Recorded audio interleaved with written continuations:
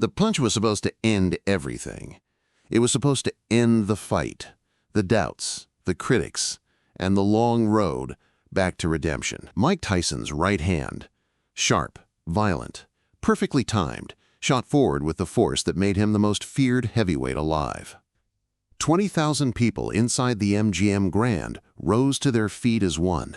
The roar was deafening. The cameras zoomed in. Commentators screamed into their microphones. And then, something impossible happened. Tyson stopped the punch. His fist hovered just inches from his opponent's jaw. His body locked as if frozen in time.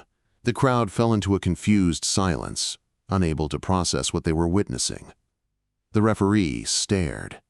The commentators stuttered. His opponent, bleeding, trembling, barely conscious, looked at Tyson with eyes full of something deeper than fear, something Tyson recognized instantly, something he had tried to bury decades earlier, something he never thought he'd see in another fighter's face. Not terror, not surrender, grief.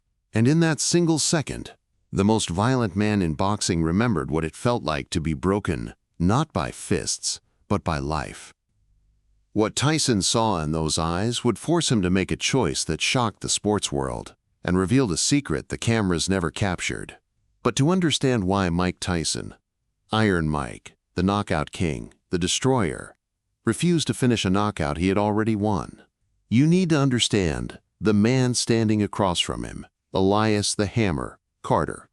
Elias Carter was not supposed to be in a professional boxing ring with Mike Tyson. He wasn't a top contender. He wasn't a rising star. He wasn't on the posters outside the MGM Grand. To most fans, he was just a name on the undercard, a stepping stone, another statistic. But if you watched him closely that night, the way he wrapped his hands with slow, shaky movements, the way he pressed his knuckles against his forehead, the way he whispered something under his breath before walking out, you'd realize this wasn't a normal fight for him. This fight wasn't about fame. It wasn't about proving he could stand toe-to-toe with a legend. It wasn't even about winning. For Elias Carter, this fight was about survival, about love, about a promise he made to someone he could never speak to again. It began long before the MGM Grand. Long before Tyson, long before the world knew his name. It began in a cramped apartment in Philadelphia. Snow fell in heavy sheets across the cracked sidewalks of Frankfurt, Philadelphia. Inside a rundown apartment with thin walls and colder floors, 17-year-old Elias Carter put on a winter jacket that wasn't thick enough for the weather, ready to walk his little sister Maria to school. Maria was born with a congenital heart defect. The doctors said she might not live past 12, but she smiled like she didn't care. She loved drawing, she loved balloons. And she loved telling people that her older brother would one day be a boxing champion. Every morning she handed Elias a new drawing, him in a ring, wearing giant gloves, with a gold belt wrapped around his waist. "You're going to be a champion," she said. "So I don't have to be scared anymore." Elias always forced a smile, but inside he hated the world for giving such a dangerous dream to a girl who could barely walk some days. He didn't want to fight. He didn't want to hurt people. He didn't want to feel anger. But life wasn't interested in what he wanted. When Maria was 15, her condition worsened. Bills piled up. Their mother worked double shifts at a nursing home. Their father had vanished years ago. So Elias walked into a boxing gym for the first time. He didn't go to be a champion. He went to survive. 4 years later, Maria collapsed at school. Elias ran faster than he ever had. He burst into the hospital, breathless, terrified, confused. Doctors rushed around her bed. Machines beeped. Nurses whispered. They prepared her for emergency surgery. Elias grabbed her hand. Her fingers were cold. "I'm scared," she whispered. "I'm here," Elias said. "I'm not going anywhere." Maria swallowed hard, knowing the truth before the doctors said anything.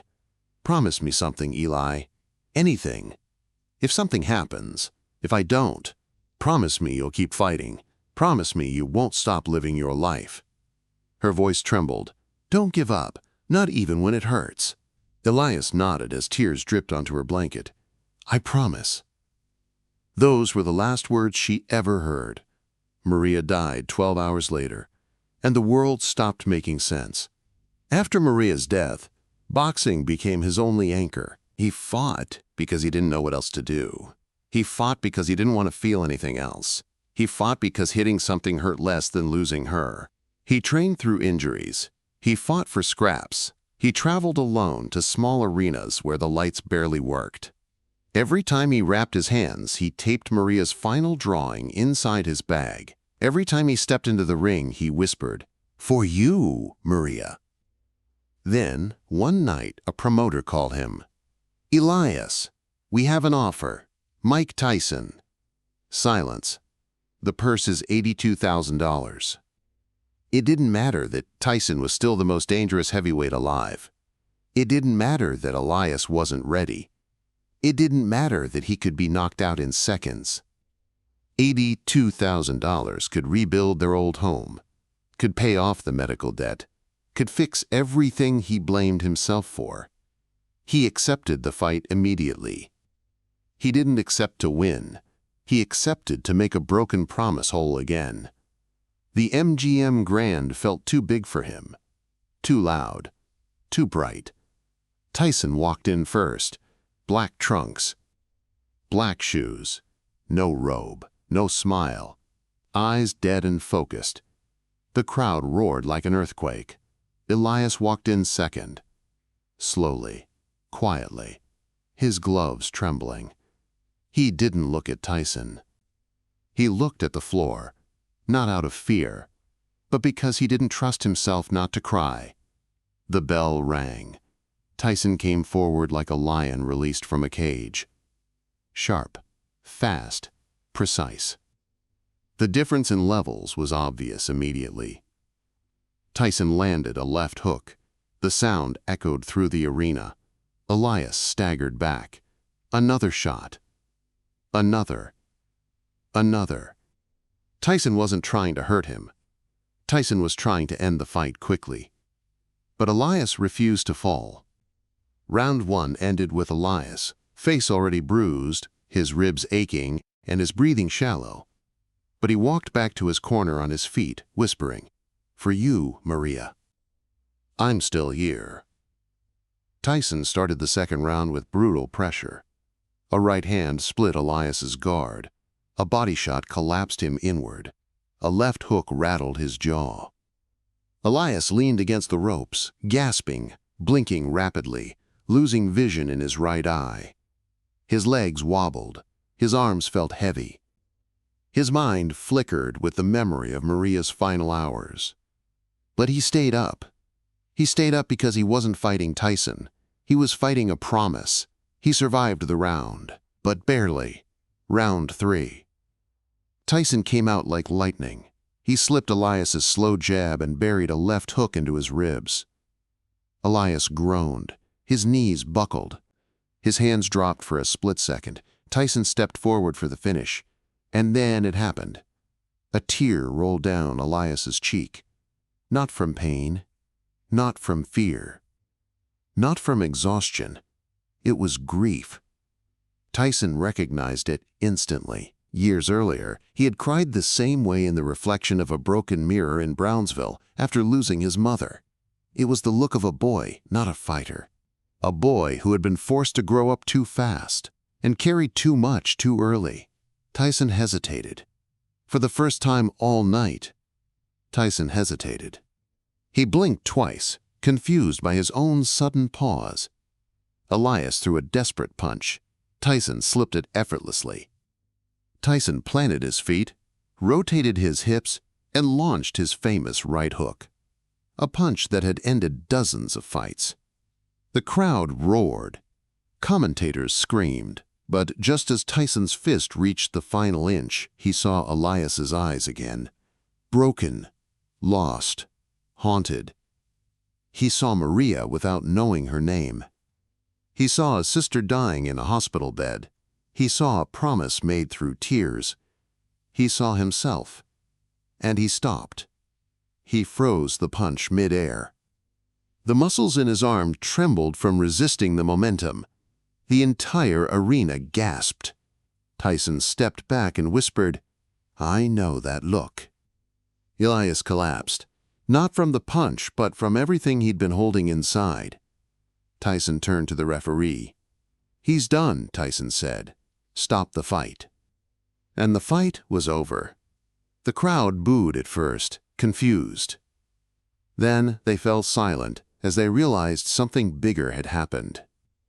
In the locker room, Tyson sat on a wooden bench, eyes distant.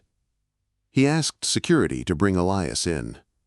Elias entered slowly, ribs wrapped, cheeks swollen, breathing painfully. Tyson gestured for him to sit. "What happened out there?" Tyson asked softly. "Why were you crying?" Elias reached into his bag and pulled out a folded drawing. Maria holding his hand. "My sister," Elias whispered. "She died last year. I promised her I'd keep fighting. Tonight, I just didn't want to break that promise." Tyson stared at the drawing for a long time. Then he nodded. "I know what it's like to lose the person who made you feel safe." Elias looked up, surprised. Tyson continued, "I fought angry for years. You're fighting out of love. That's stronger than anything I ever had." Then, Tyson did something unexpected. He handed Elias an envelope. Inside was Tyson's entire fight purse. All of it. Elias shook his head. "I can't." Tyson stopped him. "You can, and you will, for your family, for your sister, for the promise you kept."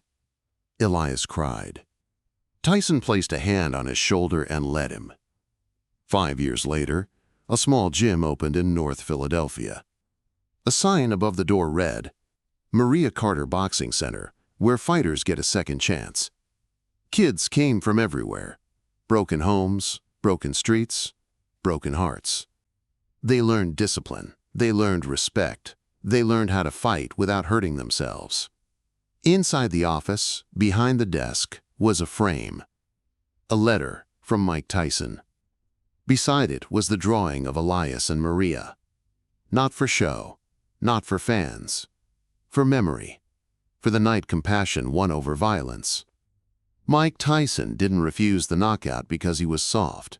He refused it because he saw himself, the scared kid from Brownsville who lost his mother and didn't know how to keep going. Elias wasn't fighting Tyson. He was fighting grief. He was fighting a promise. He was fighting a ghost. And Tyson understood. This story proves one thing. Anyone can hurt someone, but only the strongest men know when not to. If this story moved you, like the video, share it, and subscribe for more powerful real stories of humanity, mercy, and second chances.